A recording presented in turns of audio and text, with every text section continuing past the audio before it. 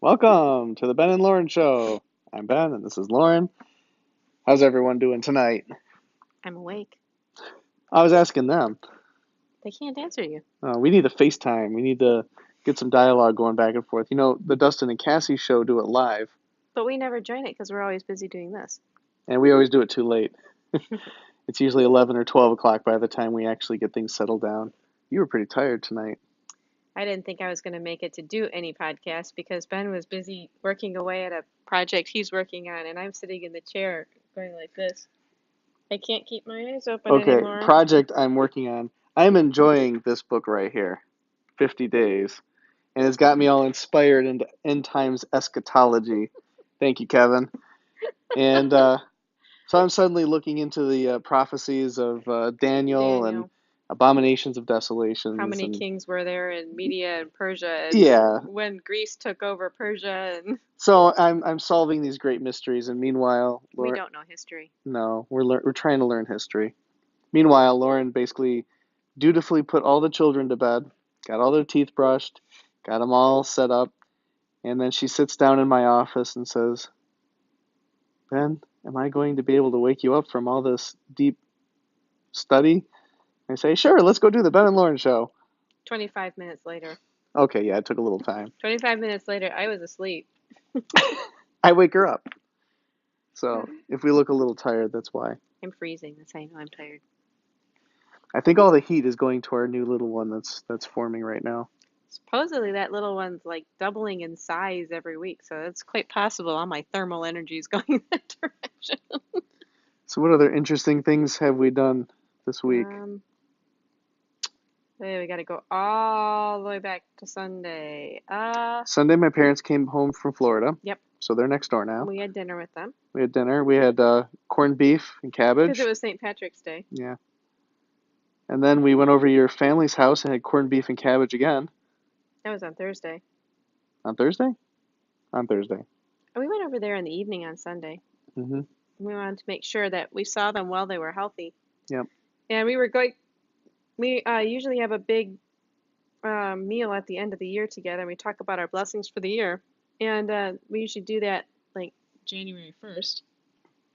But it didn't happen. It didn't happen this year because there's been so much illness between all of our families that we have three families we're trying to get together. We can't do it. So tomorrow we were actually going to have that meal. My mom called me tonight. Apparently, my brother and my sister are sick. So they're having the big candlelight fancy. Some of my siblings are so annoyed. They said we should have dinner anyway, and I said yes. I think you Go should have ahead. dinner anyway, and we'll do it again next time. We'll buy the steak. They make these wonderful beef Wellingtons. You know, we make individual beef Wellingtons. Individual little mini beef Wellingtons with the filet mignon inside and It's really good. and no unfortunate extra ingredients in it. It's just Oh the yeah, we don't use the pate, which would be fine, except that because the original ingredients are so expensive, they cut it with pork liver. You can't buy the pate that you need without pork we, liver, so we don't put it we should find beef liver. in. Beef, The pate is made with truffles and duck livers. interesting. Now some people say you're not supposed to eat duck either. Wait, the version we have has duck livers in it? No, because we don't put it in because you can't get the duck livers Oh, without them being cut with pork liver to make them less oh, I expensive. see. I see what you're saying. So they make the ingredients cheaper, and then everyone's used to that flavor now, so everyone makes So that. basically, we make it without any liver at all. It's just It's called mushrooms. pate de deux, or I forget what it's called. They do. I forget what it's called. I don't remember. Anyway, beef We've never used Wellington. it. That's but so they're gonna have that without us. That's okay. Yes, I think they're going to have it without us, and we'll try again. If everyone else stays well, the problems that they were having were kind of vague enough, and both the people who are having problems have trouble like that. The problem is that both of them had trouble at the same time, which indicates they might have picked We're something not up. feeling too great about the idea of visiting right now. And my sister was throwing up, and I kind of feel on the edge of throwing up all the time right now. And we don't want to mess with that. And We have a pregnant wife and I, little children, and my dad was saying something along the lines of maybe we should just get together anyway because it's just Anna. And I'm like, Dad, no, my kid's throwing up might do me in mm, right now. no. So that's what they're doing. I don't think we're going to be seeing I them. think we're going to be home for dinner tomorrow. Yeah, I think we're going to be home for a while. We stayed home from Bible study today. We were really, really tired. It's whenever mom and dad get home from Florida, it's like it's kind of it takes a little work to get everything reacclimated, and a whole bunch of stuff always happens all at once. And then this week, we weren't able to really have a good meeting with dad to set up, um, to kind of talk over what's been going on because we were kind of going all different directions. A whole bunch of stuff happened. You had an Debrief. emergency computer job. Yeah. Dad had different stuff going on, trying to get back into. He had a doctor's appointment for his shoulder. That wasn't Friday. That was. It was Oh, yeah. Wednesday. That was Wednesday. good news. Yeah, we discovered something. Let's give a little backstory. My dad injured his shoulder He hasn't been able to use it properly to for a the point where year. you really can't lift it up much higher than maybe here, and very excruciating pain. And he went to see a physical therapist to try to figure out what it is. Put him through a lot more pain.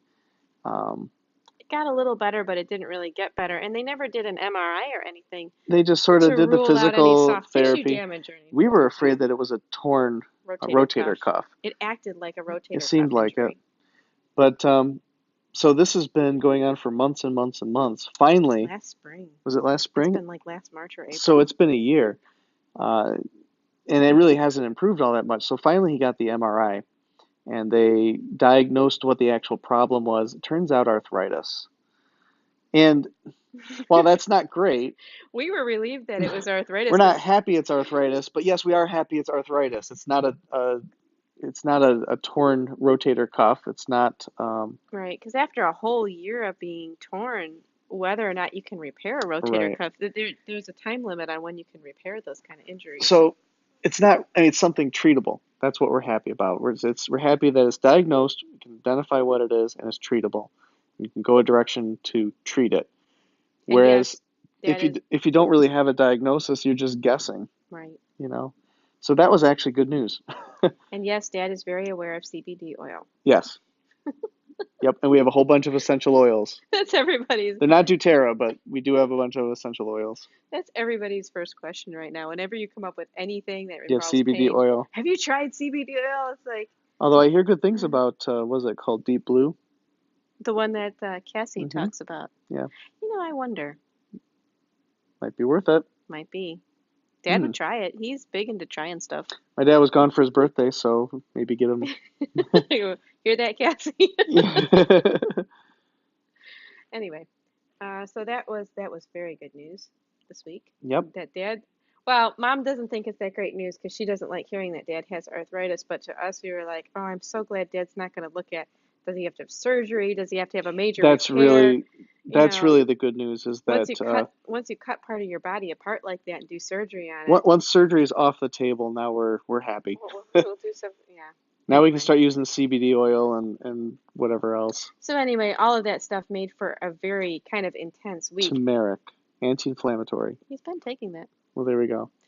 So it was a very intense week, and we were intended to go to Bible study this afternoon, and we got everybody up, and everybody was dressed, but they didn't have their hair done, and all of a sudden it was 12 o'clock, which meant we had to go, and I wasn't ready, and I was very tired, and Ben wasn't ready, and he was very tired, and we were like, I think we just have to stay home today. Yeah, I was sitting on this couch in this chair right here, and I was thinking, no, I think we need to take naps today.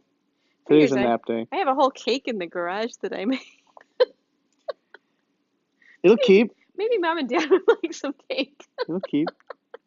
Maybe Benjamin and Leah would like to come over. We went to see the next Patterns of Evidence movie. Oh, yes. We saw the Moses controversy. Now, that's kind of a big deal because we don't go out to the movies very often. It's been we don't know when we last months went. and months and months, maybe even over a year since we've gone to the movies. We went to see Mary Poppins with your mom and the kids, but just you and me going. Right. I didn't really like Mary Poppins Returns. I don't think Mom really liked it. I didn't. It's like, well. Anyway, it was neat seeing the setup of London in the 1920s. That was kind of cool. But anyway, that wasn't Moses. It wasn't Moses. Now, the Moses controversy was interesting. There were some parts, the first half was not as interesting as the second half, in my opinion. There was at least one part in the first half of the movie where I was sitting there and I asked myself, am I bored? And I had to answer myself, yes, you were actually bored. Well, I think that he was, the premise of this movie is That, scholarship today. it's not to say it's a boring movie, by the Well, way. if I set it up for a second, Okay. scholarship today basically says Moses could not have written the first 5 books of the Bible, Mhm.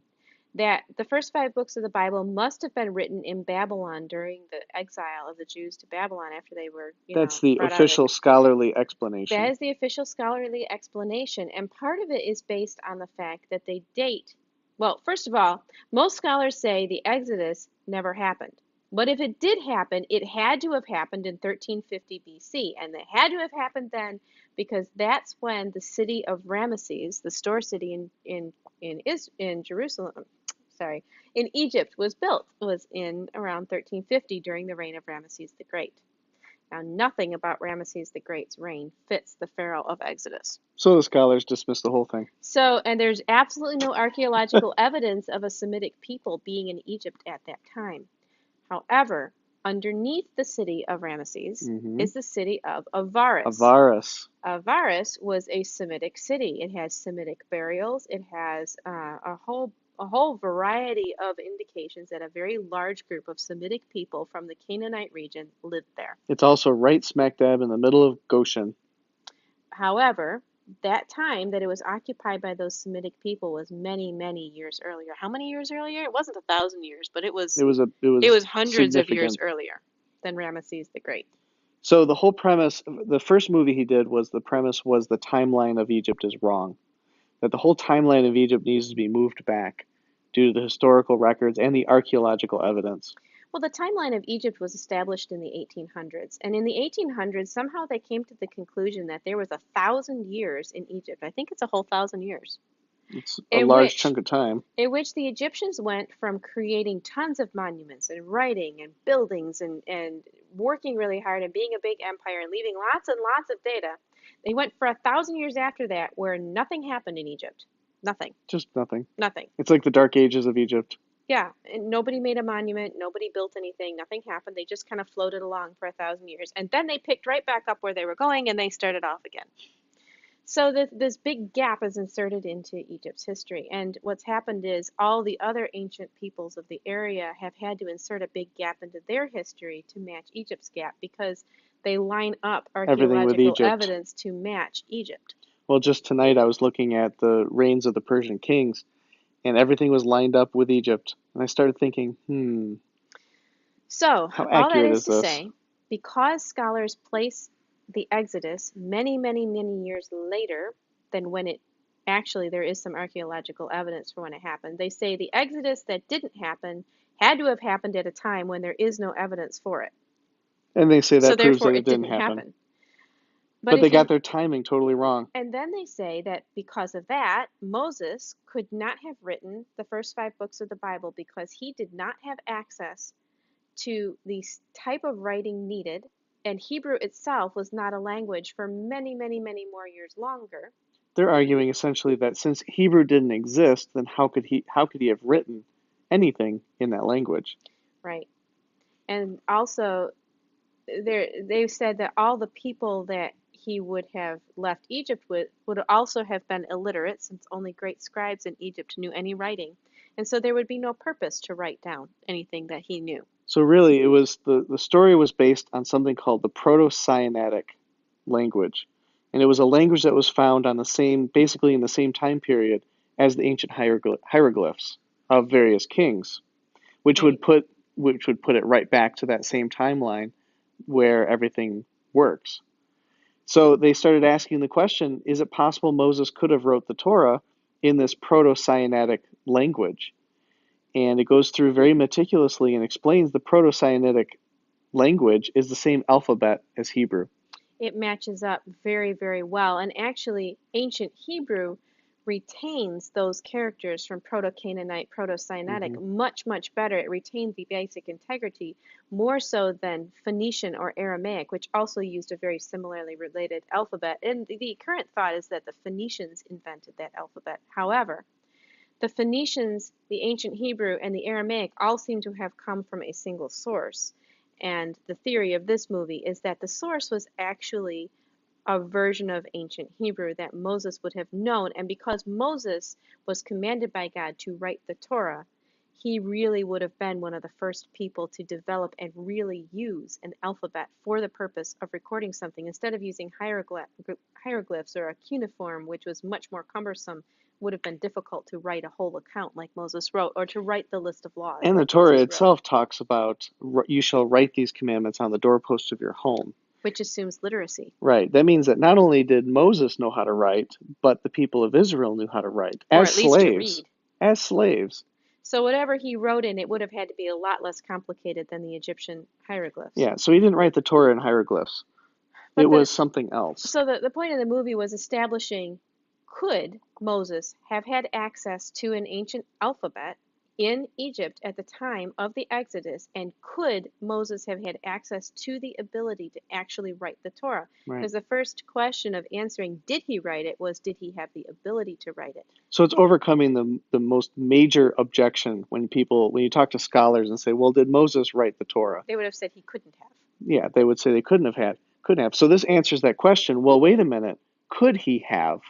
And the answer is yes, he could have, because he had available to him a version of Hebrew, an ancient version of Hebrew, it was like a pictogram, and each pictogram represents a letter, and Right. each letter corresponds to a modern Hebrew equivalent. What's amazing about that is when you look at the ancient Proto-Sinaitic language and you watch how it changes down, through the years, our alphabet is actually still based on this, which is what It's makes astounding. the alphabet itself. It brought out in the movie, the alphabet is a work of genius. Yeah.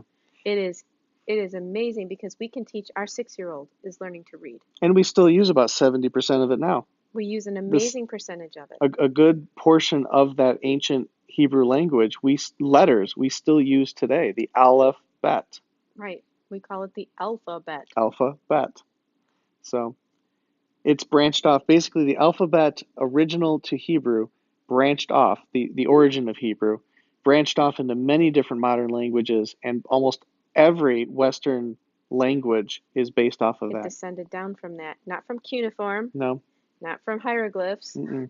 But from this language that used a small picture to represent a series of sound. Each picture represented a sound. Yep. So it's interesting. So when the alphabet was developed, it was developed, and it's been used ever since. Right. So that's pretty amazing. So the first half of the movie, though, was basically it was so long it had an intermission, and the first half was basically just establishing, could Moses have had an access to an alphabet? And it wasn't answered that maybe there was an alphabet at that time period until the end of the first part of the movie. So I think that's where we got bored, because we've been exposed to a lot of the ideas that were there already. Well, overall, I enjoyed the film. Overall, I thought it was pretty cool. I thought it made some very excellent points, especially that many of the scholars he spoke to had been raised in Bible-believing